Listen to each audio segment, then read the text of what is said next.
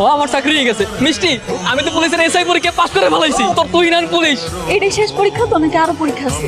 আরো 1 বছরের ট্রেনিং আছে। তয় আমি কিন্তু এখন মোটামুটি পুলিশ অফিসার। এই কয়টা মিষ্টি দিয়ে কি বস্তি সবার হইব? যা টাকা আছে সব দিয়ে মিষ্টি কিনে আন। বাজান, আমি কইছিলাম না তো কিনে চাকরিটা হয়ে যাব। আল্লাহ তো ডাক শুনছে, তোর মনের আশাটা আল্লাহ পূরণ করছে। এখন জলদি জলদি বিয়ার কথাটা সাইডা ফেলেন। তাহলে এক কাজ করি রে মা, কালকে সকালে তুই হিনগো বাড়িতে গিয়া তোকে বিয়ের ব্যাপারে কথা কই।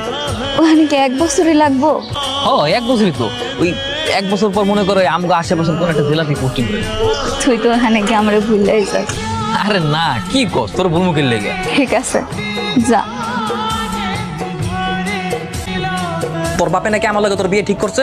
হ, কেন? তোর কি কোনো আপত্তি আছে? আমি এর আগে তুই নেই, আমি এখন পুলিশে চাকরি করি, পুলিশ অফিস। আর তুই ভ্যানে সবজি বেচ, তোর লগে আমার যায়? কি কইতাছিস এগি? আমি ঠিকই কই।